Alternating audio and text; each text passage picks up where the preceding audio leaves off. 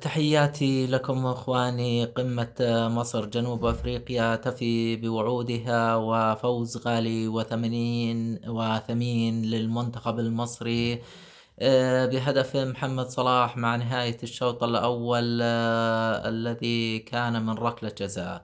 الشوط الأول بدأ المنتخب المصري متوازن نسبيا.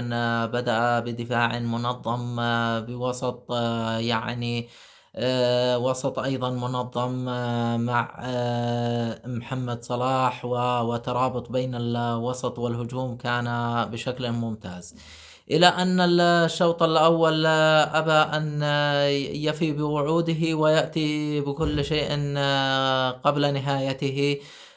فجاءت ركلة الجزاء الأولى، ودائما هنالك ما يكون لديك لاعب يحدث الفارق عن المجموعة كاملة، والذي هو محمد صلاح يعني عرف كيف يأخذ ركلة الجزاء بخبرته الكبيرة بالسنوات الطويلة في أوروبا. فحصل على ركلة جزاء وسددها بكل هدوء وكل سلاسة ليسكنها الشباك في الدقيقة نفسها. وبعد أن يعني بدأ المنتخب الجنوب أفريقي بالسنترة أو بركلة ركلة المنتصف بعد الهدف، تلقى اللاعب المصري محمد هاني بطاقة حمراء ليكون هنالك فرقا عدديا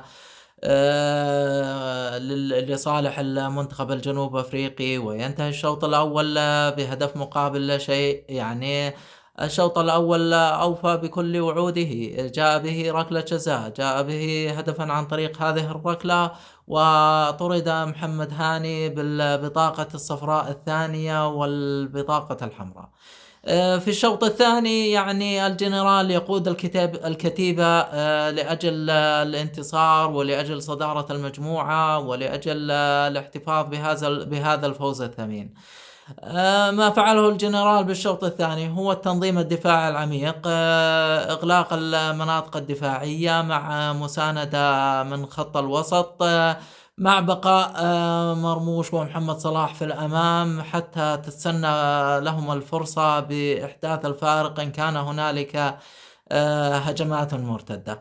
يعني الشوط الثاني كان عنوانه الهجوم الجنوب أفريقي والدفاع المنظم، و آه، تعامل الدفاع مع الهجمات الجنوب أفريقية. والشناوي صراحة أدى مباراة ممتازة يستحق الإشادة في الشوط الثاني، فأبعد الكثير من الكرات الخطيرة والهجمات المنظمة لجنوب أفريقيا.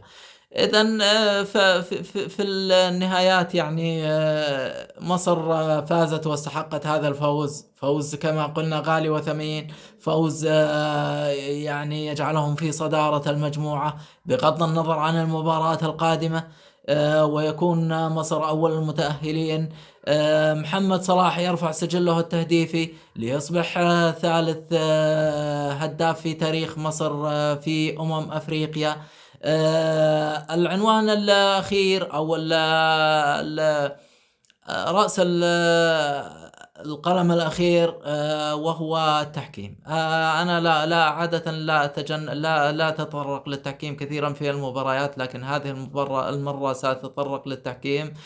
التحكيم في أفريقيا بشكل عام يحتاج إلى إعادة هيكلة. دائرة التحكيم في اتحاد كرة القدم الأفريقي بحاجة إلى إعادة هيكلة، بحاجة الحكام بحاجة إلى دورات تدريبية عالية المستوى. عندما لا تعرف أن اللاعب إذا استند جسمه على يده أثناء السقوط لا تعتبر لمسة يد هذه، وأنت في الثواني الأخيرة أحدثت إرباكا كبيرا لدى الفريقين. احتسبت 4 دقائق إلى 5 دقائق بلا داعي. يعني واضح الكرة، واضح اللاعب سند يده على الأرض لكي يحمي جسمه من السقوط بشكل سيء، والكرة أتت على اليد، ليس هو من ذهب إلى الكرة.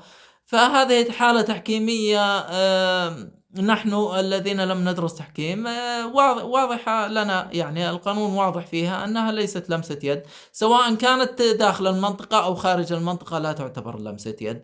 وفي الأخير ألف مبروك، مصر تستحقون هذا الفوز، نتمنى أن يتصاعد الرتم ونتمنى أن نراكم بشكل أفضل.